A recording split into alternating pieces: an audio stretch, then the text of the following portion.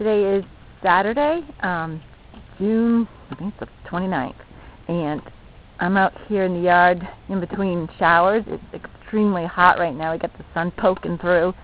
I wish it would go away, and of course we've got an overabundance of mosquitoes, which is disgusting. But anyhow, I digress. The reason I'm taking this little video is because I wanted to capture the changes that we've made to our cemetery. Well, I like to call it our memorial garden.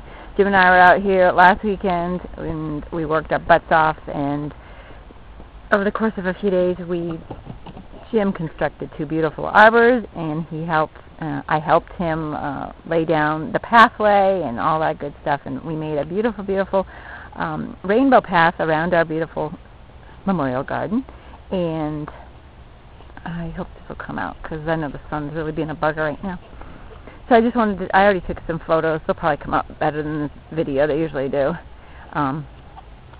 This is one of the 2 arbors that Jim made, and of course I always have to do my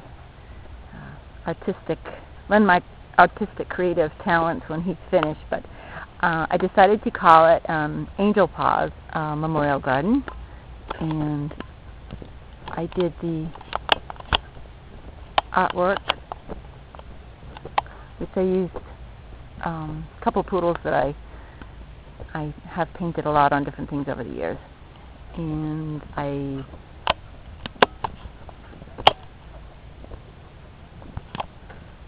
did some other paint work on it as well.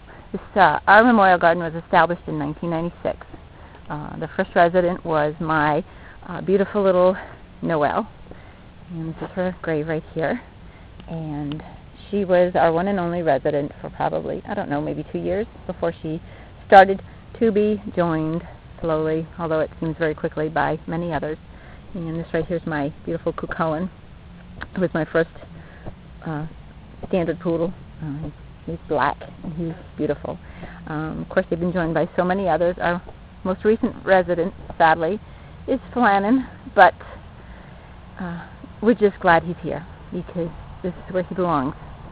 And over here, of course, we have a number of my moms. Patrick O'Shaughnessy, of course. Everyone knew him. And Seamus Mahoney. And Finan. And Tiernan Og. And over here, at the far end, we have her Rowan Inish.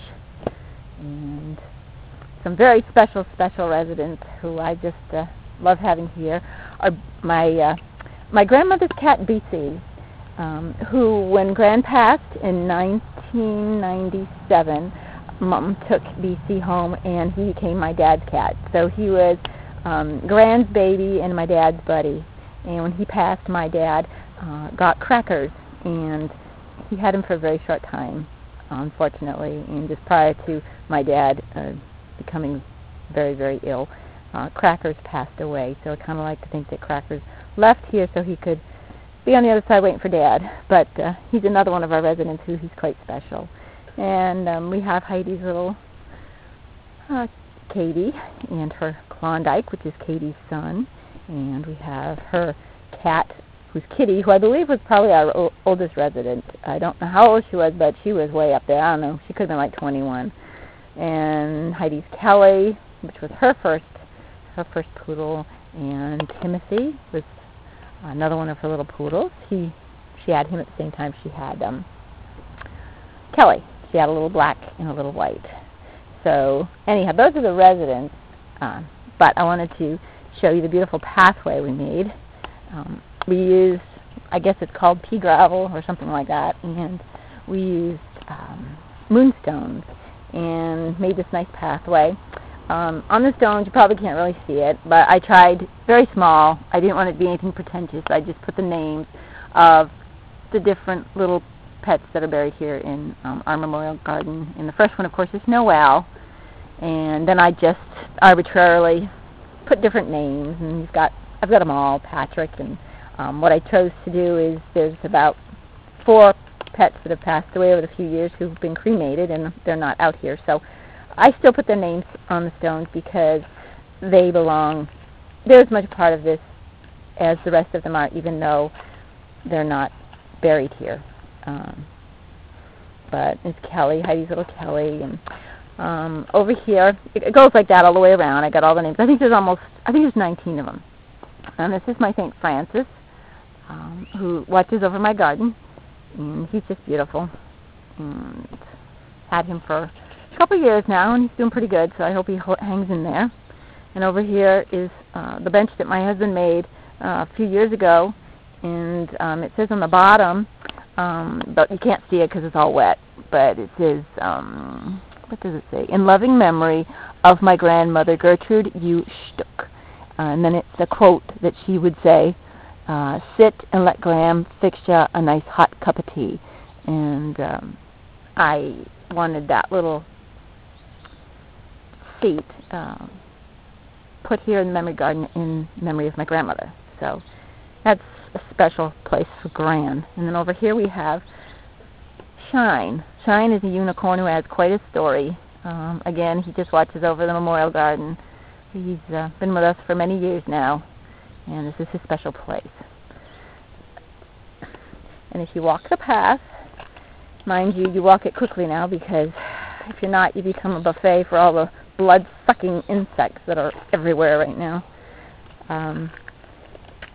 You come out this side over here, and you end up into my yard. So what we did is we made it in the shape of a rainbow, and there's a story to this, and I can read it to you right quick because I actually memorialized it on this arbor right here. Because actually we might have embellished upon this pathway, but it was actually made by Gertrude, believe it or not. And this little plaque here says, Gertrude Tynan's Paw Path. And Gertie's Paw Path is the inspiration of our Gertrude. The Paw Path's humble beginnings were that of a well-worn dirt path created by Gert's Paws as she played many games of Catch Me If You Can with her sister Gretel. A run around the memorial garden took sure-footedness and speed qualities Gertie possessed, but Gretel not so much. Although Gertrude's dirt path, Paw Path is now memorialized in pebbles and moonstones, the shape follows Gertrude's original paw path, that of the Rainbow Bridge. Coincidence? Absolutely not. I have no doubt that was Gertrude's plan all along. And that's how the paw path has come about, and we just took it upon ourselves to make it permanent. Rather than just a dirt path, now it's really quite fancy. And it adds to, I think, the beauty of the garden, and it enhances all the memories that are here. Lord knows there are many. So that's our memorial garden. Will it change more? Oh, I don't know. We don't have any plans to add anything more to it. Of course, I'm certain there'll be another resident or two that'll eventually, make this its final resting place. But until then, we just keep it as it is and take care of it. I'm not much of a gardener, but I do enjoy working in my memorial garden. So that's Lori and Jim's Angel Paws Memorial Garden. I hope you like this and enjoy it as much as we do. Takes a special kind of person to really have an appreciation for something like this, but I'm hoping those I send it to will understand. Have a great day.